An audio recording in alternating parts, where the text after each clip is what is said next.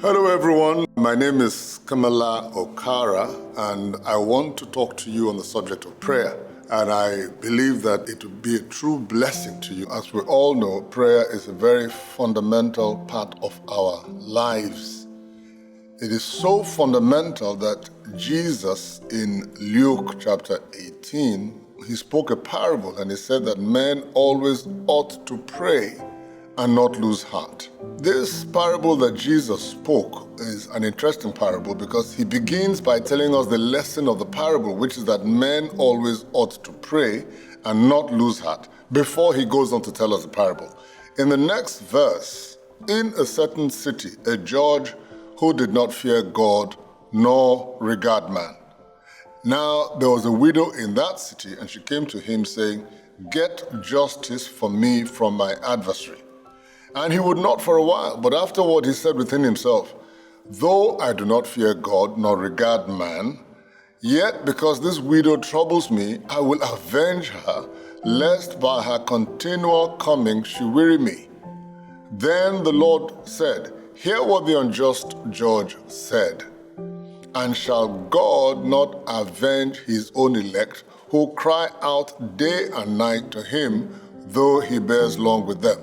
The first lesson I want us to derive is that prayer and the mindset of continuing and pressing on in all circumstances, whether you're dealing with a challenge at work, whether you're dealing with a health issue, prayer is meant to be a constant feature, because this first verse tells us that if you are not praying, you are subject to losing heart. Life has been configured by Satan in many ways to ensure that we lose heart.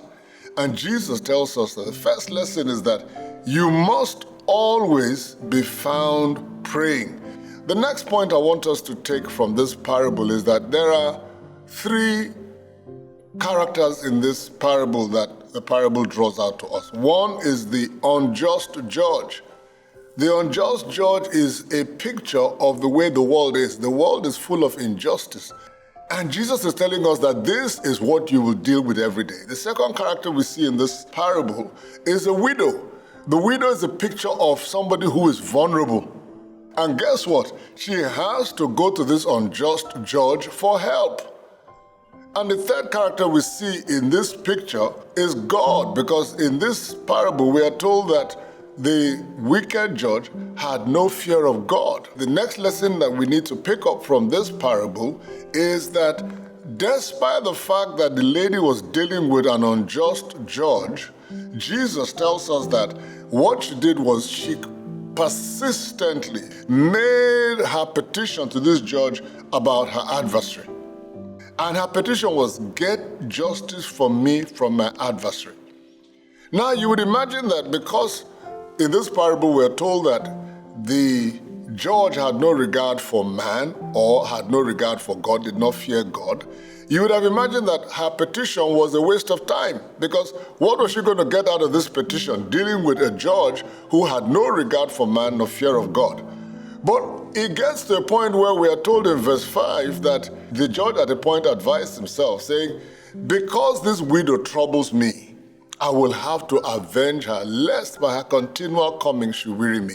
So the next lesson we learn from this parable is that prayer is a tool for making the systems of wickedness weary of holding back that which is your due. We begin to see why Jesus Christ said in verse 1 that men ought always to pray. Prayer is a protocol. Prayer is a system that God puts in place for the believer to be able to prevail in this life where everything is configured against us.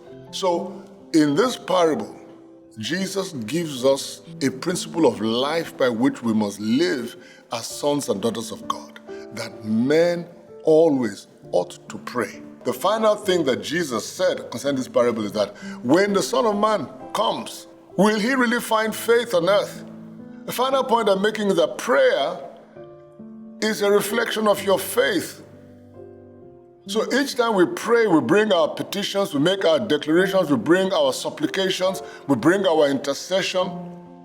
We're standing in faith because we're asking God in faith to change circumstances, to bring us into the destiny that He has ordained for us, to bring healing to somebody who needs healing, to bring deliverance to somebody who needs deliverance, to change the destiny of a nation, to change the fortunes of a church.